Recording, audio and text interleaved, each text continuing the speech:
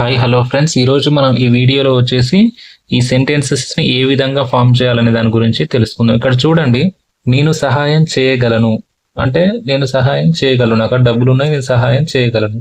నేను సహాయం చేయగలనా, అమ్మో నాకు అక్కడ అంత డబ్బులు లేవు, నేను సహాయం చేయగలనా అన్నప్పుడు దాన్ని ఇంగ్లీష్లో ఏమనాలి? అదేవిధంగా నేను సహాయం చేయాలనుకుంటున్నాను, నేను సహాయం చేయాలనుకుంటున్నాను, అక్కడ డబ్బులు ఉన్నాయి, సహాయం చేయాలనుకుంటున్నాను, చేయలేదు అట్లా. నేను సహాయం చేద్దాం అనుకున్నాను, అరే అప్పుడే హెల్ప్ చేద్దాం అనుకునే లోపే అతను వేరే వాళ్ళు ఇచ్చేశారా, ఓకే ఓకే అంటే గతంలో అయిపోయింది. అదే విధంగా నేను సహాయం చేసేవాడిని, నన్ను అడిగితే నేను సహాయం చేసేవాడిని, అలాంటప్పుడు ఏ విధంగా వాడాలి? నేను సహాయం చేయవలసి వచ్చింది, అంత నాకు సహాయం చేయవలసి వచ్చింది. నేను సహాయం చేయగలుగుతున్నాను, నేను సహాయం చేయగలుగుతున్నాను, ఇప్పుడు నా అక్కడ డబ్బులు బాగున్నాయి, నేను సహాయం చేయగలుగుతున్నాను.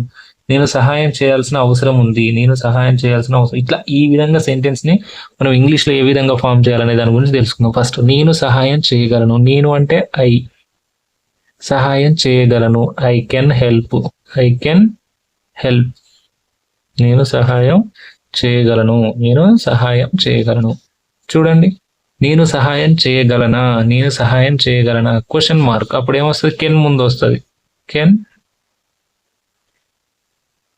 ఐ హెల్ప్, నేను సహాయం చేయగలనా.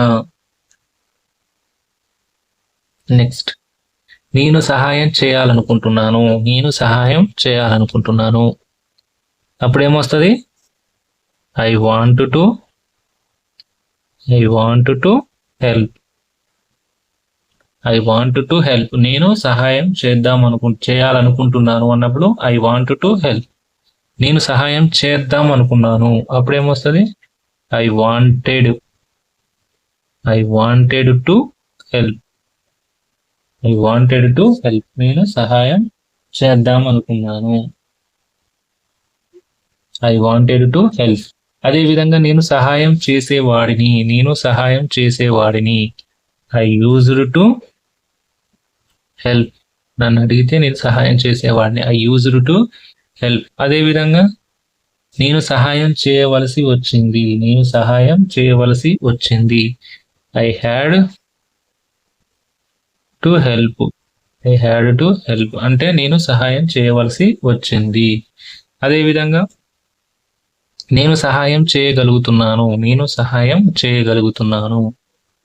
అప్పుడేమొస్తుంది? నేను సహాయం చేయగలుగుతున్నాను అంటే I am able to help, I'm able to help. నేను సహాయం చేయగలుగుతున్నాను, ఐఎమ్ ఏబుల్ టు హెల్ప్.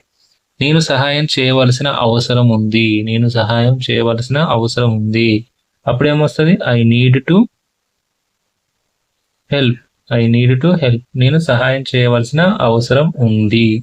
నేను సహాయం చేయబోతున్నాను, నేను సహాయం చేయబోతున్నాను. అప్పుడేమొస్తుంది? I am going to help, I'm going to help. నేను సహాయం చేయబోతున్నాను, నేను సహాయం చేయబోతున్నాను, I'm going to help.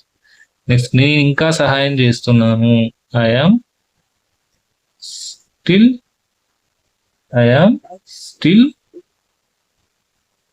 Helping.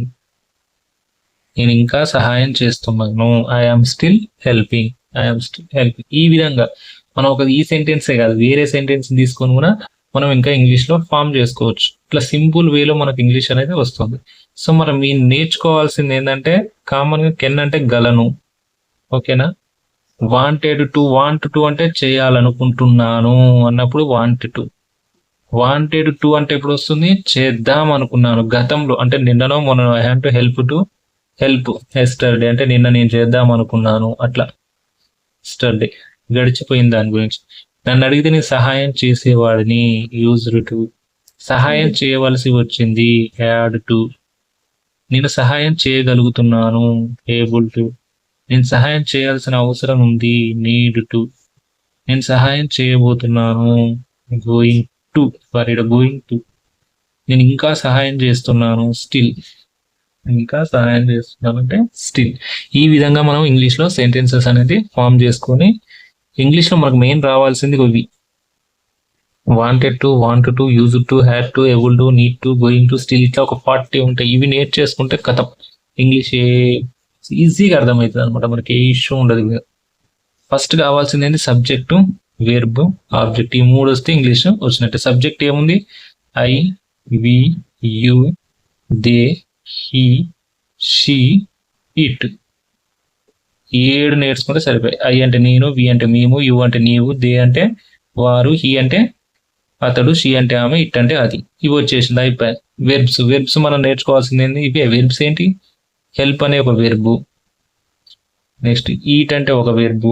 Play అంటే, ఈట్ అంటే తినడం, ప్లే అంటే ఆడడం, సీ అంటే చూడడం, సే అంటే చెప్పడం, డ్రింక్ అంటే తాగడం.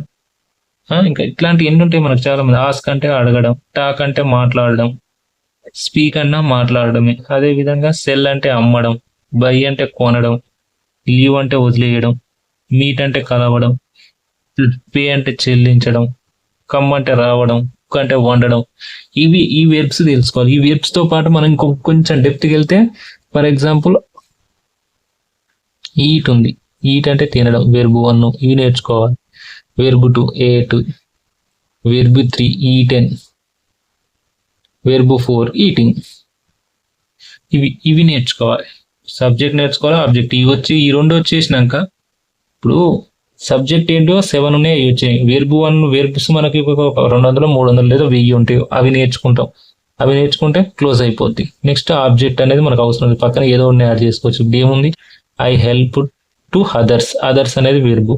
ఐ స్పీక్ ఇంగ్లీష్ అనేది ఎట్లా. అవి పక్కన పెట్టేస్తే మెయిన్ ఇది వచ్చేసి మనకి ఆల్మోస్ట్ ఈ సబ్జెక్ట్స్ అయితే 7 ఉంటాయి, వచ్చేస్తాయి. ఈ వెర్బ్స్ కొన్ని నేర్చుకుంటాం. ఇట్లా ఈ విధంగా నేర్చేసుకుంటే ఈ ఒక 40 ఉంటాయి. Wanted to, want to, use to, had to, able to, need to, going to, still, ఇలాంటి ఒక 50 ఉంటాయి, ఒక 40 ఉంటాయి అనుకో. అవి నేర్చేసుకొని సెంటెన్స్ ఇట్లా కూర్చొని ఫామ్ చేసుకుంటే ఎందుకు ఈజీ కదా, ఈజీ వస్తుంది. ఇంగ్లీష్ అనేది ఇంతకు మించి ఇంకేం ఉండదు. ఇంకా ఇంగ్లీష్ నేర్చుకోవాలనుకుంటే మాత్రం ఈ విధంగానే నేర్చుకోవాలి. సబ్జెక్టు, వెర్బ్స్, ఈ ఒక సెంటెన్స్ కథ. ఇంగ్లీష్ ఇంట్లో కూర్చొని రోజు ఒకటి ప్రాక్టీస్ చేసుకోవాలి. ఈ హెల్ప్ సహాయం కాడ నేను తినగలను. ఫర్ ఎగ్జాంపుల్ నేను తినగలనా, ఇక్కడ సహాయం బదులు ఈ వెర్బ్ తీసేసి చేంజ్ చేసుకుందాం అంతే.